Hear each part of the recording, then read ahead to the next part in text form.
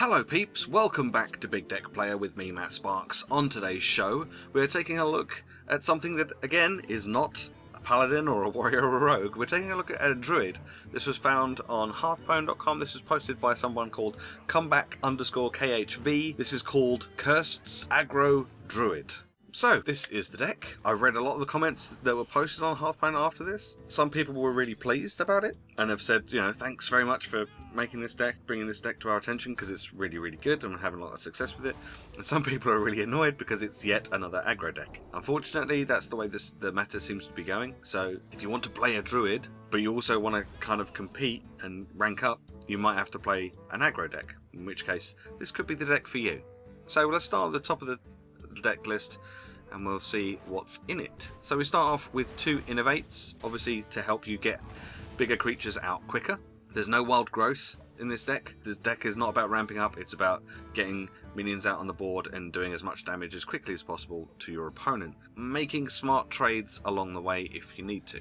We have 2 living roots. This is a great card for druids because you get the option on turn 1 to put out 2 1/1 saplings, which obviously 2 targets is slightly more difficult for your opponent to deal with than 1 target, or you can just use it to do straight up 2 damage to something, which is pretty nice as well. Also at 1 mana we have 2 leper gnomes, guaranteed 2 damage unless they silence it, but if they silence the leper gnome then that's fine because that means they're not going to silence something else. At 2 mana we have 2 Darnassus aspirants. On their battle cry you gain an empty mana crystal, but if they die you also lose that mana crystal. It's like a wild growth, temporary wild growth basically, rather than a permanent one, and you get the 2/3 body on the board. And as a result of gaining that extra mana crystal, it almost acts like a soft taunt because your opponents are less likely to go for anything else on your board if this is out, because they're not going to want you to have that extra mana crystal. And if they do leave it alive, instead of it being turn 3 next turn, if you play this on turn 2, it'll actually be turn 4 for you, so you'll have 4 mana to play with instead of 3. So that's always a good thing. Also at 2 mana we have 2 Druid of the Saber. Now you have the option with this one, like most Druid cards, you have an option. So this one either gains +1/+1 and goes stealth, or it stays as a 2/1 and has charge. Not too bad, not too bad. And you can cater this to however you feel like you want to be playing your game at the time. Also at 2 mana, my favourite card in the game, Knife Juggler. I love Knife Juggler, I think he's great. And there's 2 of them in this deck. Combos very nicely with Living Roots. If you use Living Roots to spawn the 2 1/1 saplings, obviously that triggers the Knife Juggler's effect twice, which is always very, very good. And because you've got quite a few low-cost creatures in this deck, like Leper Gnomes and the 2 Darnassus Aspirant, Druid of the Saber, all of those combo really nicely when playing the Juggler. At 3 mana, we have 2 Savage Roar because it's a Druid deck and it's all about doing as much damage as possible to your opponent. So you kind of need... Obviously you don't want these in your opening hand. For your mulligan, you kind of want stuff like Innovate, Living Roots, Leper Gnome, Darnassus Aspirant. Ideally, if you have got Innovate in your starting hand, then you might want to consider having this card, the Shade of Naxxramas, also in your opening hand. If you've got Innovate already there, mulligan out the rest, get a Shade of Naxxramas in, and then turn 1... you can Shade of Naxxramas, which means that Shade of Naxxramas has an extra couple of turns of pumping itself up to get bigger and more dangerous. Bear in mind though, if you're coming up against priests, Shade of Naxxramas may end up getting killed off to a light bomb on turn 6. So we've got 2 swipes, obviously a really nice kind of way to either clear the board of small things and do 4 damage to the face, which can be particularly effective against paladins. Muster for Battle is a prime example. They bring out their 3 1/1 Silver Hand recruits and you swipe them in the face and kill all 3 of them all in one go. Also at 4 mana we have 2 Keepers of the Grove for silence or a straight 2 damage. The 2/4 stats on these aren't fantastic, but you've got 2 silences as a result of having these in the deck. Mainly against either the things that get buffed up by priests, or you might want to use it on something with a death rattle, like a Sludge Belcher or a Piloted Shredder. Or you might just want to use it to do straight 2 damage to something to finish something off.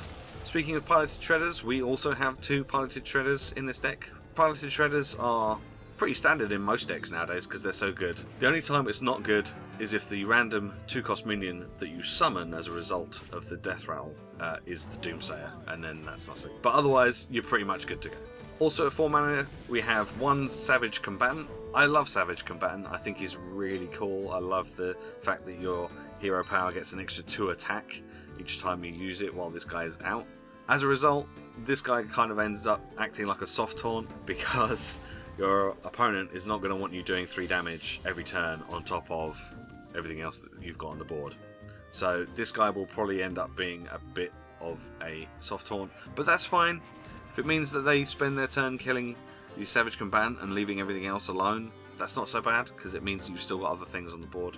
At 5 mana, we have 2 Druid of the Claw. Now, Druid of the Claw is pretty much a staple in every single Druid deck I think I've ever played, because it's such a great card. So you've either got the option to have a 4/6 with Taunt or a 4/4 with Charge. Because it's an aggro deck, you're probably going to be wanting to use the 4/4 with Charge as much as possible. But if you're finding that your opponent has got quite a lot of stuff on the board as well, you may just want to Taunt up just to protect what you've got on the board. Now this is where it gets a little bit interesting. This is probably the first deck I've ever played with a Fel Reaver in it. I don't think I've ever played a deck with Fel Reaver in it, because I'm always like, oh, why would I want that to happen? If I put a Fel Reaver out, they're just going to mill me and I'm not going to have any cards left. And until recently, in fact, until I played this deck myself and read up about it, I'd never played it ever. Wouldn't ever dream of playing it. And that is where this deck comes into its own. An 8/8 for 5 mana is phenomenal. Really, really good. You play this on turn 5, sure, your opponent might go, oh, right, he's got the Fel Reaver out, let's mill him as much as possible. That's fine. If they spend their entire turn trying to mill you, then they haven't killed the Fel Reaver, which means next turn, you've got a Fel Reaver on the board that's going to do 8 damage to them, which, if you've still got other things on the board as well, might mean that they're 1 turn away from lethal after that. Savage Roar on top of the Fel Reaver, that's 10 damage alone. Just the Fel Reaver and the Savage Roar. Plus, obviously, the Savage Roar affects the Druid himself, giving the Druid 2 attack. And the hero power, that's 13 damage. In a lot of other decks, 12 to 13 damage is a finisher. Certainly a finisher in like Control Warriors with the Cruel Taskmaster and Hellscream combo. They've either got to put 2 or 3 minions into it to kill it off, or they've got to have like a big game hunter or Shadow Death. They've got to have that in their hand ready to go, otherwise they might have a bit of a problem. At 6 mana, we have 2 Force of Nature, because obviously everyone hates the Force of Nature Savage Roar combo. And last but not least, what deck would be complete without Dr. Boom? Dr. Boom seems to be in pretty much every deck in the world. So that is the deck. The strength comes from the Fel Reaver, believe it or not. Because you don't see Fel Reavers very often, and because of its unique ability in that whenever your opponent plays a card, it removes the top 3 from your deck. They're so focused on that they don't think about actually getting rid of the Fel Reaver, and that is usually their downfall. I never thought I'd ever play a deck with Fel Reaver, but I'm beginning to see why this deck has it in. So if you need a Druid deck for anything, even if it's just doing your daily quests, give this one a go. As per usual, there will be a link in the description which will take you to Hearthstone, so you can check this deck out for yourself. The deck creator has actually put a post on Reddit that shows you all the different matchups and what to mulligan for. I think I've pretty much covered most of what you should mulligan for, but if you want to read up about it a bit more, I'll put a link to that as well in the description, so you can check that out too. But head over there, give it a thumbs up, because I think it's a really interesting and fun deck to play. Not like anything I've played before, mainly because of the Fel Reaver. If you have any suggestions for any future decks, feel free to contact me, leave a message in the comments section below, or tweet me on Twitter. I'll be sure to check those out. Otherwise, I will see you next week for some more Big Deck Playa. Thanks very much for watching. Bye bye.